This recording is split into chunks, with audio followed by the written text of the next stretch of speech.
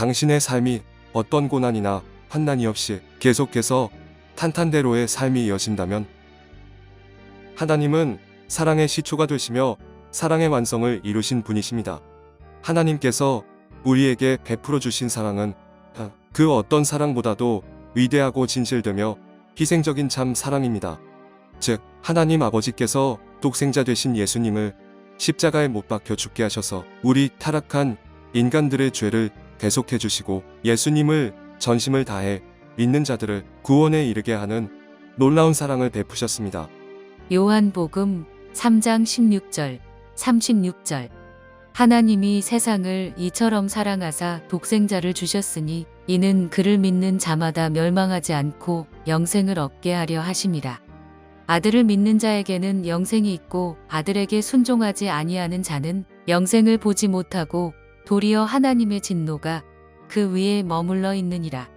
하나님의 명을 받으시고 이 땅에 내려오신 예수님께서는 우리들보다 훨씬 더 고되고 힘겹고 처참한 고난과 환난을 받으시고 결국에는 끔찍하고 참혹한 죽음을 맞이하셨습니다.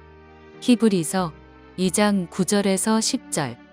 곧 죽음의 고난 받으심으로 말미암아 영광과 존귀로 관을 쓰신 예수를 보니 이를 행하심은 하나님의 은혜로 말미암아 모든 사람을 위하여 죽음을 맛보려 하심이라. 그러므로 만물이 그를 위하고 또한 그로 말미암으니가 많은 아들들을 이끌어 영광에 들어가게 하시는 일에 그들의 구원의 창시자를 고난을 통하여 온전하게 하심이 합당하도다.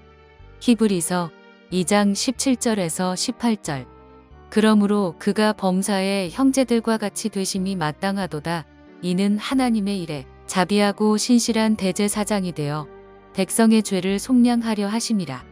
그가 시험을 받아 고난을 당하셨은즉 시험 받는 자들을 능히 도우실 수 있느니라. 히브리서 5장 7절에서 9절.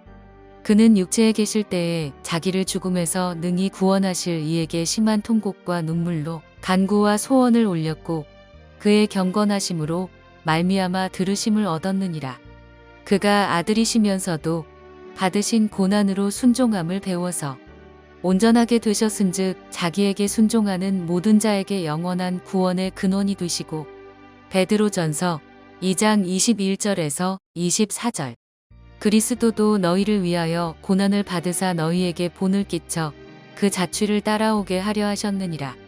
그는 죄를 범하지 아니하시고 그 입에 거짓도 없으시며 욕을 당하시되 맞대어 욕하지 아니하시고 고난을 당하시되 위협하지 아니하시고 오직 공의로 심판하시는 이에게 부탁하시며 친히 나무에 달려 그 몸으로 우리 죄를 담당하셨으니 이는 우리로 죄에 대하여 죽고 의에 대하여 살게 하려 하심이라.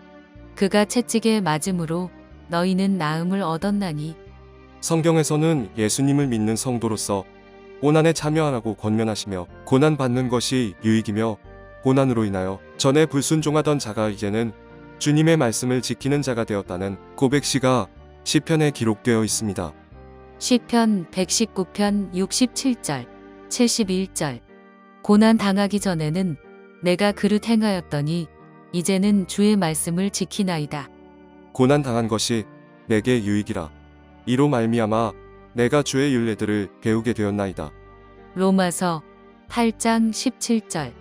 자녀이면 또한 상속자 곧 하나님의 상속자요 그리스도와 함께 한 상속자니 우리가 그와 함께 영광을 받기 위하여 고난도 함께 받아야 할 것이니라. 빌립보서 1장 29절.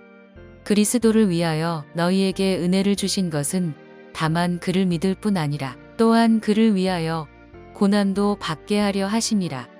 데살로니가후서 1장 5절.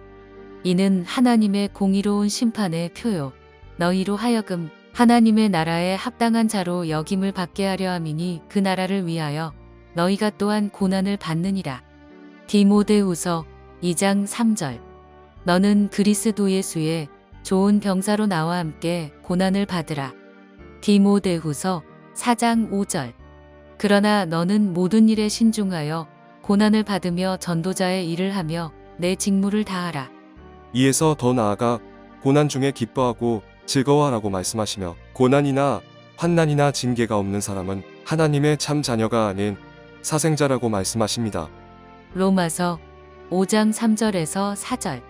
다만 이뿐 아니라 우리가 환난 중에도 즐거워하나니 이는 환난은 인내를, 인내는 연단을, 연단은 소망을 이루는 줄 알미로다. 히브리서 12장 6절에서 8절. 주께서 그 사랑하시는 자를 징계하시고 그가 받아들이시는 아들마다 채찍질하심이라 하였으니 너희가 참음은 징계를 받기 위함이라. 하나님이 아들과 같이 너희를 대우하시나니 어찌 아버지가 징계하지 않는 아들이 있으리요. 징계는 다 받는 것이거늘 너희에게 없으면 사생자요 친아들이 아니니라. 베드로전서 4장 12절에서 13절. 사랑하는 자들아, 너희를 연단하려고 오는 불시험을 이상한 일 당하는 것 같이 이상히 여기지 말고 오히려 너희가 그리스도의 고난에 참여하는 것으로 즐거워하라. 이는 그의 영광을 나타내실 때에 너희로 즐거워하고 기뻐하게 하려 함이라. 그러면 왜 하나님께서는 사랑하는 자녀들에게 고난과 환난과 불시험과 징계를 통과하시게 하는 것일까요? 그것은 고난과 환난과 불시험과 징계가 없다면 결코 그 사람의 신앙은 깊어지지 못하며 그 신앙이 정체되어 하나님의 참 자녀의 삶을 살아갈 수 없기 때문입니다. 그러므로 하나님께서 쓰신 성경의 인물들도 하나같이 다 고난과 불시험을 통과하게 하셨습니다. 예를 들면 아브라함의 고난, 이삭과 야곱의 고난, 요셉의 고난, 모세의 고난, 사무엘의 고난, 다윗의 고난, 그리고 세례요한의 고난과 죽음, 12 사도들의 고난과 죽음, 스데반 집사의 고난과 죽음, 바울 사도의 고난과 죽음, 디모데의 고난 등이 있습니다. 당신이 당신의 자녀를 진정으로 사랑한다면 사랑하는 자녀가 모난 곳이 있거나 비뚤어진 것이 있거나 잘못된 것이 있다면 그것을 바로잡아 모난 곳을 고쳐주며 비뚤어진 것을 바로잡아주며 잘못된 길을 올바른 길로 인도할 것입니다. 이처럼 하나님께서는 당신의 사랑하는 자녀들을 올바르게 인도하시기 위해서 고난과 환난과 불시험과 징계를 통과하게 하시는 것입니다. 사람들은 고난 중에 자신의 나약함과 죄와 불신앙을 깨닫게 되며 고난 중에 물질과 명예와 같은 세상 것에 대한 미련과 집착을 내려놓게 됩니다. 이 과정을 통하여 하나님의 참 자녀의 길을 걸어갈 수 있게 됩니다. 사람은 누구나 고난과 환난이 아니면 도무지 변화될 수 없으며 자신의 나약함과 교만함과 각종 죄악을 결코 깨닫지도 못합니다. 이것을 너무나도 잘 아시는 하나님께서 우리 인간들에게 내려주시는 특효약이 고난과 환난과 불시험과 징계인 것입니다. 결론입니다.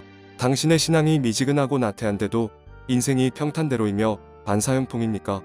당신이 돈과 세상을 사랑함에도 불구하고 어떤 시험이나 환난이나 불시험이나 징계가 없습니까?